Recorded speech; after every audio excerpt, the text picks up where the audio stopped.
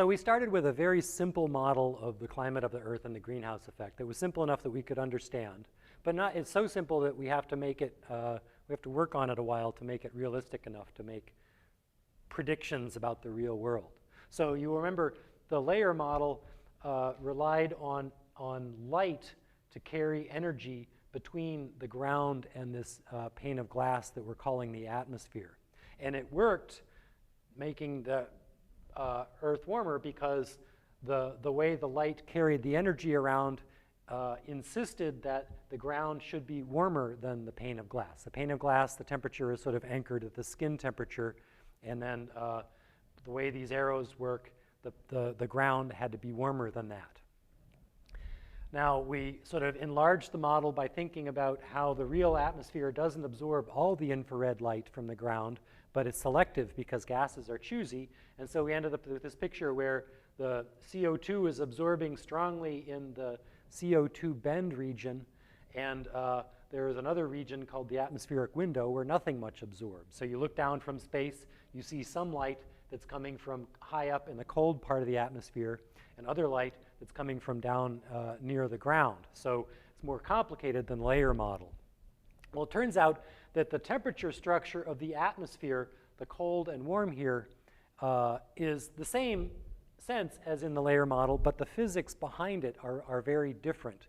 And that's because the temperature in the real atmosphere is set by convection, which is a process whereby warm gas near the ground rises up and carries its heat up higher in the atmosphere, and then the cold stuff high up falls down. So we're going to talk for quite a while about how this works and how it sets this temperature contrast between the upper atmosphere and the lower atmosphere.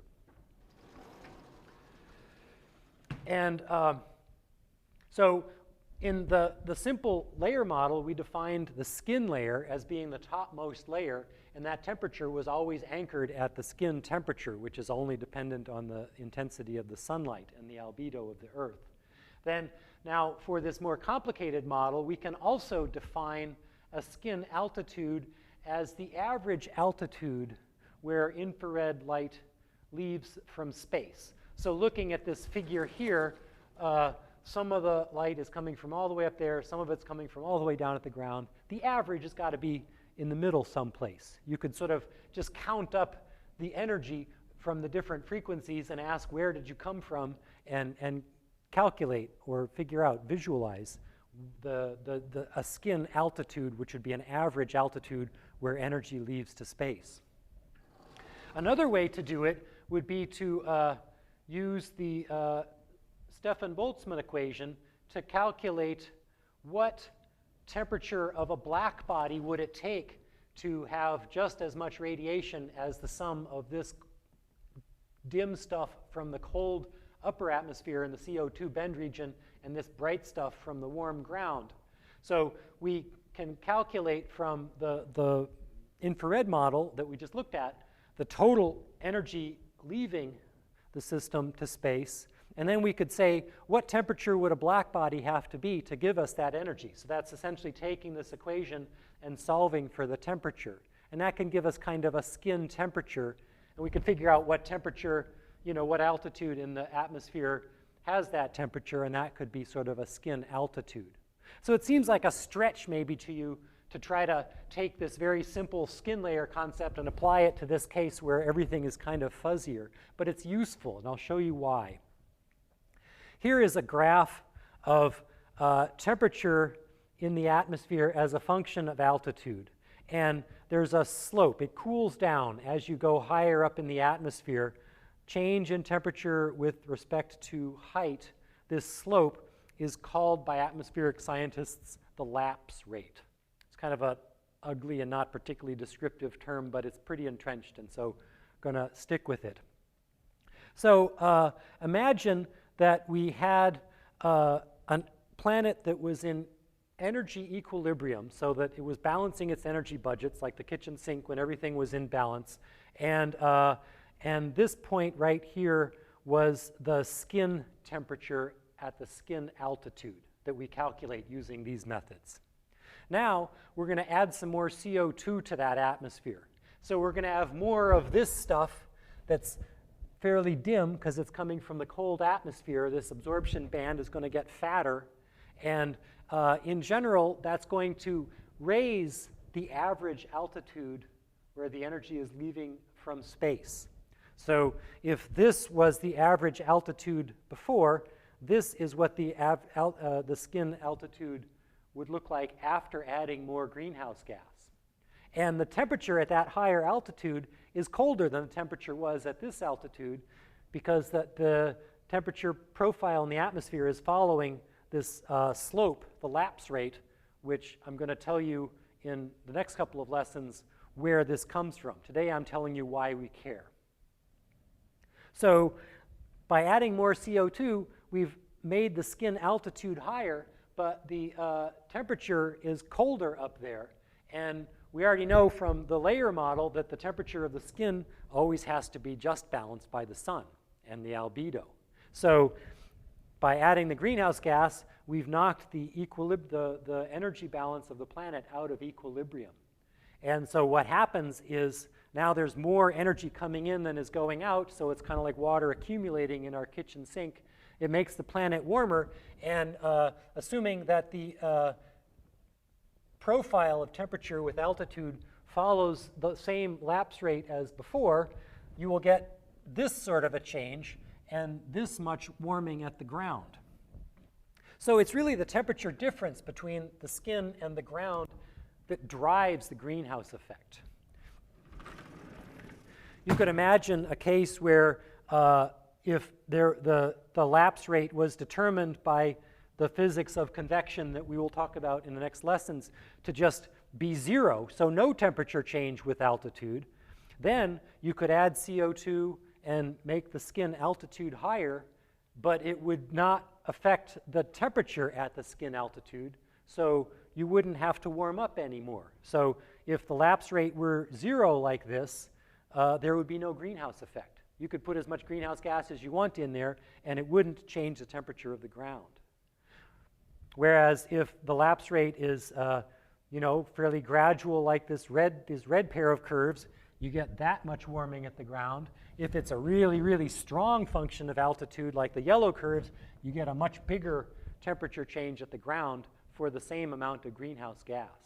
So the way this works sort of geometrically, you could say that the change in temperature at the ground is equal to the change in the height. And then this sort of gets back to our sort of factor label kind of thing. Now you can cancel the h's and just get t's on both sides and see that it works out. This change in temperature with h, that is our lapse rate again. And so you can see that the strength of the greenhouse effect is directly proportional to the strength of that temperature gradient, the lapse rate. So to understand the greenhouse effect, how strong it is, and how it will respond to changes in CO2, to make a climate model that's realistic, in other words, we have to understand what's controlling this lapse rate in the atmosphere.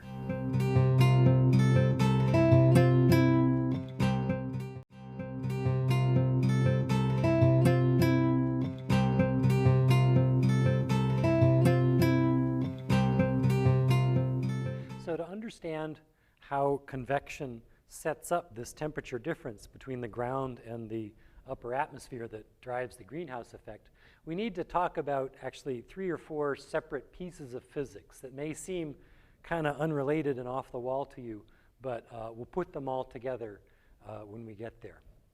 So the first is about pressure in a standing fluid.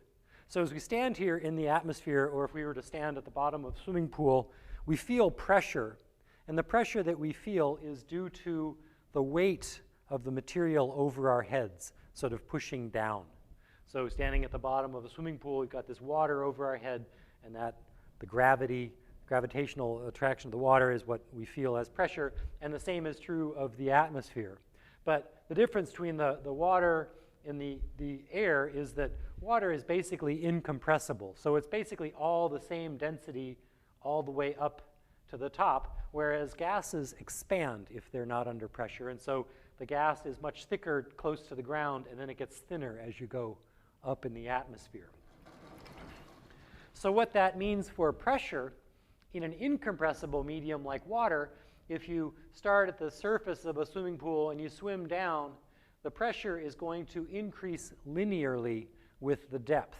So the pressure will be equal to some pressure at the top plus a constant times the depth. And so this describes a straight line. And that's because if you start at the top and you swim down a meter, you've got 1 meter's worth of water over your head. Then you do it all the way at the bottom of the pool, 1 more meter. The water has the same density at the top as at the bottom, so the slope of this line is constant, meaning it's a straight line. Whereas in a compressible medium like a column of air, the pressure change if you climb up a little ways in the atmosphere is more intense than if you're already at the top of a mountain and you go up a little bit higher, because the air is so much thinner up at the top of a mountain. So if you climb up, say, 100 meters at the top of a mountain, you don't leave behind as much air as if you were at the ground or sea level and you climb up 100 meters, you're leaving behind more air. And so that means that the pressure isn't linear with altitude like it is in water, but it sort of gets more and more gradual as you go up. It follows an exponential profile. So the pressure at some height is equal to the pressure at the ground times E, which is a number raised to the power of the height divided by a value of about 8 kilometers. So one thing to note about this atmospheric pressure profile is it never actually really reaches 0. Mathematically, it gets closer and closer and closer, but it's as if the pressure of the Earth's atmosphere extends out, forever into the entire galaxy, which is kind of, an idea that only a mathematician could love, probably. But it might give you the impression that the atmosphere is infinitely thick. But actually, this multiplier here in the exponent is an important number, and it sort of sets the height of the atmosphere in some way. It's called a scale height. So that number is about 8 kilometers. And it turns out that if you could make the air all have the same density as air at the ground, so that it was like incompressible like water, that the atmosphere would run out at 8 kilometers high. So 8 kilometers is kind of like how thick the atmosphere is in some sense, even though mathematically it kind of is infinitely thick. But this sort of tells you a scale height. So when you're actually at 8 kilometers, the pressure is a factor of 1 over E times this pressure, which is about 30% or something like that. It sort of sets the height scale of the atmosphere. So the next thing that we need to worry about is what happens to the heat when this gas expands as it rises up, or when it gets compressed, when it comes down toward the Earth under higher pressure, because it affects the temperature of the gas, actually. And so you can think of this by imagining a piston that's got a sleeve that's insulated here so that the no heat can cross the walls, and then you've got this plunger thing that you can sort of push in there to compress the gas. So you push on this plunger, and you're actually doing work to do that. You're pushing the gas molecules together. And it turns out that where that energy goes from doing the work is to make the temperature of those gas molecules higher. So you may have encountered this if you've ever gone to a dive shop to go scuba diving. You take a scuba tank, and you need to get your tank filled up. And so they could just, pump air into it. But when they do that, it gets very hot. And the tank doesn't want to hold more than a certain amount of pressure. So hot gas is exerting more pressure. And so if you went to a cheap dive shop and they just put air in your tank and let it get hot, you would then take the tank and go jump in the cold water, and the pressure would go way down. You'd only have like half a tank of air to breathe. So a good dive shop will put the scuba tank into a big tub of water and cool it down as you put the gas in to prevent the heating up of the gas from affecting how much gas you take. Or you can feel it if you've ever let the air out of a bicycle tire. You can feel the expansion of the gas as it's coming out of the tire makes it get really cold. You can feel it on your thumbnail when you do that. The air, when it was inside the tire, was at the same temperature as the air outside. But just because it expands, the fact of its expanding decreases the average kinetic energy of the molecules of gas, and so it makes it colder.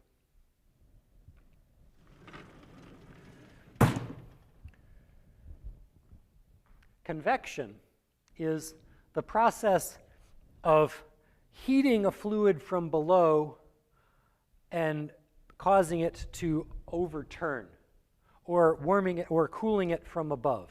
If you heat from below, you make the fluid at the bottom expand because it's warmer.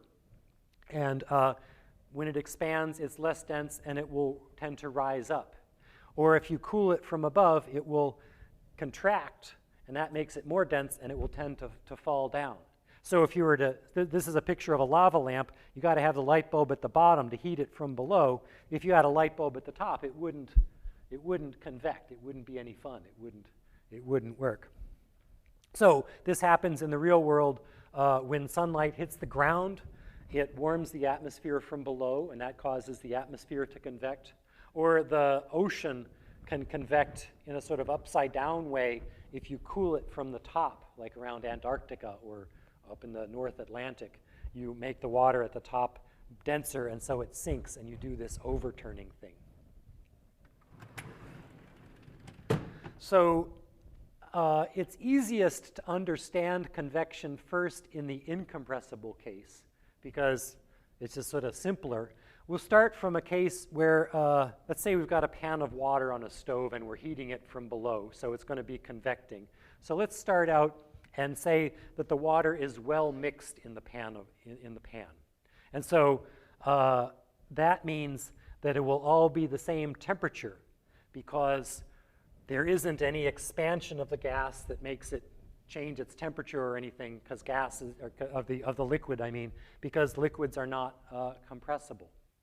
So it's all the same temperature, just like, you know, if you put some sugar into your coffee and then stir it, it would all have the same amount of sugar all through the column. So then we heat it from below. So if this is the temperature, we make a little blob of hot water at the bottom, but that's going to expand, and it's going to be less dense than the water above it, and that's not the way it wants to be. So it's going to rise up. Now, in the lava lamp, they have two different kinds of fluids that can't mix. It's like oil and water. So the blob from the bottom gets hot, and it rises, it goes all the way to the top, and then it cools down and comes all the way to the bottom again. But what tends to happen in the atmosphere is that when this blob of hot stuff rises, it kind of mixes with everything above it, and so it tends to move the whole temperature of the whole column to a higher value, instead of just this blob going up to the top like it would in a lava lamp. Now, in a compressible column of fluid, of gas, we start out with a well-mixed profile, but now, here's the tricky part. A well-mixed profile is not all the same temperature, because this gas up here is under lower pressure. If you were to take this gas and pull it down to the bottom of the column so that it was under higher pressure, that would make it warm up because it's being compressed. And it would, if this is a well-mixed profile, it would just exactly follow this trajectory going down. So a well-mixed profile of gas is not all the same temperature because of this expansion effect. And then the rest of it is pretty easy. We heat it from below and mix it, and it goes to another well-mixed profile, which is parallel to the first, pretty much, but warmed up. But the whole thing is kind of just tilted over by this expansion effect of the gas.